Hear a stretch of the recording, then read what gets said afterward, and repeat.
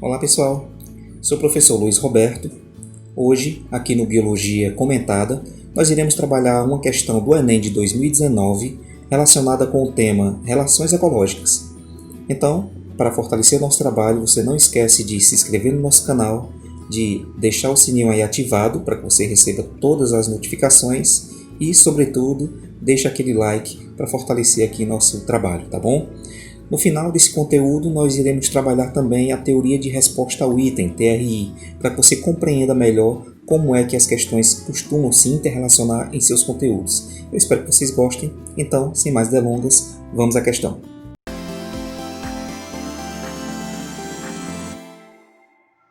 Pessoal, hoje nós iremos trabalhar a questão 97 do caderno azul.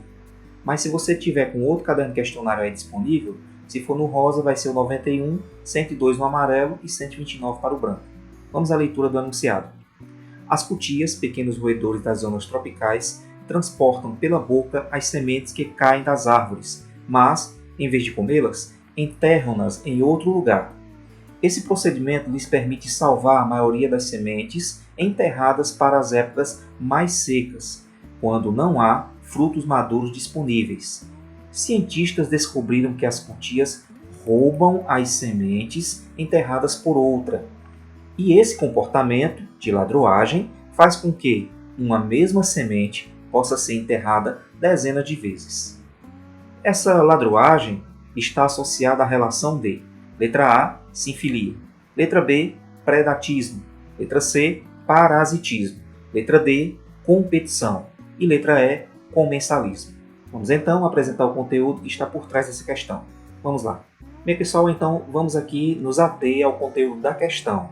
É um conteúdo de relações ecológicas, ele é super simples, fácil de ser encontrado em qualquer livro de biologia, e a gente aqui vai se ater ao que ele efetivamente ele apresenta na questão, já que é um assunto também um pouco mais extenso. Mas vamos lá. Relação ecológica são relações que ocorrem entre os seres vivos de uma comunidade. Existem dois tipos de relação ecológica. A relação ela pode ser harmônica e ela também pode ser desarmônica. Ok, pessoal? Então aqui nessa imagem dá para ver claramente todas as relações ecológicas, pelo menos as principais relações ecológicas que podem ser trabalhadas para Enem e vestibulares. Não estão todas, mas as principais se encontram aqui. E como já mencionado, elas se dividem em harmônicas e desarmônicas, sendo que serão chamadas de harmônicas quando nenhum dos seres vivos envolvidos tiver prejuízo, ou pelo menos um deles ali for favorecido e o outro tiver indiferente. Já são chamados de desarmônicas quando um dos seres vivos envolvidos for prejudicado. As relações, sejam elas harmônicas ou desarmônicas, ainda podem ser divididas em intraespecíficas e interespecíficas. As intraespecíficas são aquelas que acontecem entre indivíduos da mesma espécie, e por tabela, interespecífica quando acontece entre espécies diferentes. Nessa questão, nós temos que apenas algumas dessas relações aqui presentes serão trabalhadas. Então, a primeira que aparece na questão vai ser o esclavagismo, que na questão é dita como sinfilia. Nós temos também o predatismo, temos ainda o parasitismo, a competição e o comensalismo. Vamos observar que a relação ecológica do tipo esclavagismo ela é interespecífica, mas também acontece ela na forma de intraespecífica. Mais adiante iremos ver. Vamos ver com mais detalhes cada uma dessas relações ecológicas nas próximas imagens. Vamos lá.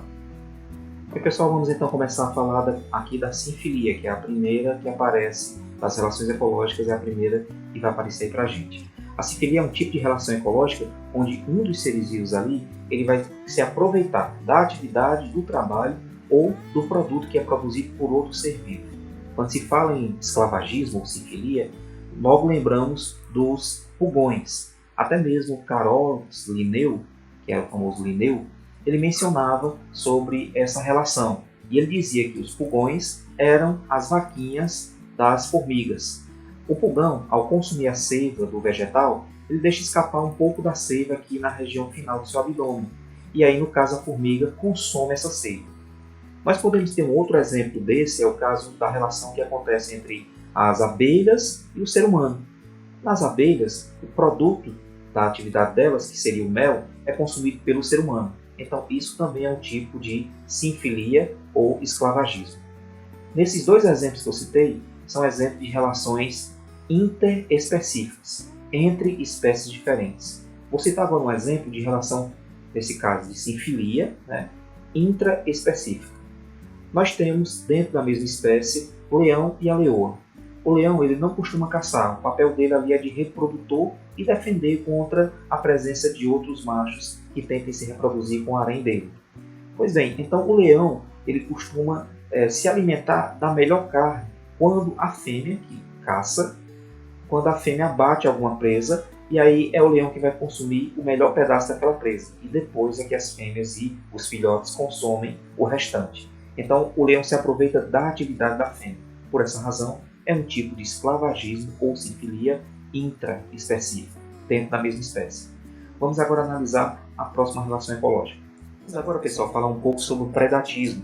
O predatismo é a segunda relação que aparece para essa questão e como é bem simples de identificar, porque pelo menos um dos indivíduos ali é prejudicado nessa relação.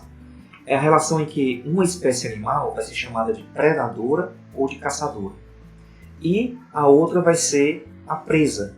A presa sempre tem nível trófico inferior ao predador. Nesse caso, o predador, de forma instintiva, caça e consome a sua presa. Tá? O exemplo que nós podemos ver aqui é o caso do leão e do lobo. São ambos predadores e eles acabam consumindo o mais variado tipo de presas que possa existir dentro ali do nicho ecológico em que eles fazem parte. Certo? Vamos agora para a próxima relação ecológica. Vamos agora falar de parasitismo. Parasitismo é a terceira relação ecológica que aparece nessa questão. É uma relação ecológica também desarmônica, em virtude de que o hospedeiro acaba se prejudicando nessa relação. Quando um organismo se alimenta do outro organismo sem ter o intuito de matá-lo, estamos falando em parasitismo. Vale lembrar também, já que estamos no meio de uma pandemia, a situação dos vírus. Os vírus, mas eles não matam os seres vivos. Acontece que um vírus ele é considerado de bom desempenho quando ele mantém o seu hospedeiro vivo durante muito tempo. Então, um parasita que tenha bom desempenho, ele tem a tendência de deixar o seu hospedeiro vivo, porque ele depende desse hospedeiro, certo? Então, exemplos de parasitismo: o carrapato e a vaca, a pulga e o cachorro, a tênia, aquele verme achatado, a solitária, e o homem, bactérias patogênicas e vírus, certo? Então, vamos agora para a próxima relação ecológica. Então, a próxima relação ecológica seria competição. E como já dito, existem dois tipos de competição: a intraespecífica e a interespecífica. Intraespecífica quando é, nesse caso, dentro da mesma espécie. Vai acontecer a relação de competição que é desarmônica, sempre desarmônica. Intraespecífica quando o indivíduo disputa por algum recurso do meio, nesse caso, território, alimentos, fêmeas, no caso pelo direito da reprodução. Então a gente vê isso é muito comum entre os cães, entre os elefantes marinhos, entre os leões. Então o animal acaba competindo sempre por esses elementos aqui citados, território, alimento ou fêmeas para o processo da reprodução. Já no caso da competição interespecífica, nós temos que é uma competição em que espécies diferentes disputam o mesmo nicho ecológico no mesmo habitat. Então nós temos agora a última relação ecológica para essa questão, antes da gente partir para o gabarito. Vamos lá. Vamos agora para a última relação ecológica, que seria o comensalismo. É aquele tipo de relação ecológica harmônica, em que apenas um dos indivíduos ganha nessa relação e o outro é indiferente. Ela acontece quando o organismo se alimenta de restos de alimentos deixados por um outro organismo. Então, o interessante notar é que comensalismo lembra logo esse comen, lembra logo alimento, comer alimento. Então não tem como você se enganar, super simples de lembrar. Então no comensalismo nós temos dois exemplos bem comuns, bem clássicos. É o caso do tubarão e o peixe rêmora. Aqui dá para ver o peixe rêmora preso ao tubarão. Essa parte aqui é a parte de cima do peixe, o peixe rêmora. E aqui na cabeça dele existem várias ventosas que ele consegue então se prender ao tubarão. Aí você vai dizer assim, mas o tubarão não quer atacar ele? A presença dele ali para o tubarão é totalmente inofensivo, então ele se torna indiferente à presença desse peixe. E vale lembrar que às vezes esse peixe ele acaba conduzindo o tubarão até sua presa. Ele não consegue matar a presa, o rêmora não consegue matar a presa, o tubarão, ao matar a presa, dilacera a carne e aqueles pedacinhos de carne que saem da boca do tubarão servem de alimento para o peixe rêmore. A situação similar vai acontecer com hienas e leões. O leão ele caça e deixa ali o resto de comida para as hienas, que acabam, portanto, se beneficiando dessa relação. Então esse é o comensalismo, a última relação ecológica da questão. Vamos voltar para a questão e agora gabaritar. Então, gente, voltando aqui ao enunciado da questão, existe uma palavrinha que se destaca e que nos remete ao gabarito correto.